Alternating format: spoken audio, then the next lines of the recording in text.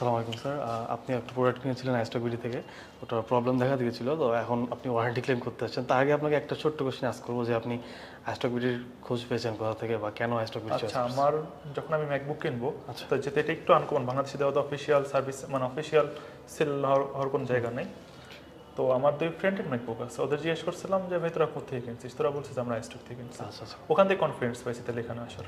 আচ্ছা আচ্ছা তারপর আপনি নিশ্চয়ই রিসার্চ করছেন আমাদের আফটার সেল সার্ভিস বা অন্যান্য বিষয়ে। হ্যাঁ, ওদের কাছে রিভিউ পাইছিলাম, বেশ ভালো ছিল। এখন আপনি যে ওয়ারেন্টিতে নিয়ে আসলেন, এখন কি সমস্যা হয়েছিল বা কেন, এটা একটু ডিটেইলে বলেন। আর মানে হঠাৎ করে এমনি ফাংশন ঠিক আছে, বাট ডিসপ্লেতে সমস্যা করতেছে। ঠিক আছে। তো একটু টেনশনে পড়ে গেলাম হঠাৎ করে এই অবস্থায়।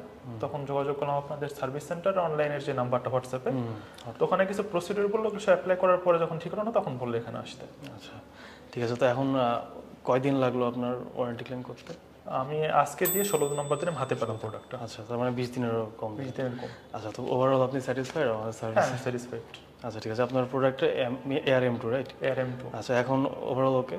হ্যাঁ, কোন ঠিকঠাক ঠিক আছে স্যার, ওয়ারেন্টি ক্লেম করার যে পেপারগুলো আপনার হাতে সব সাবমিট করতেছি।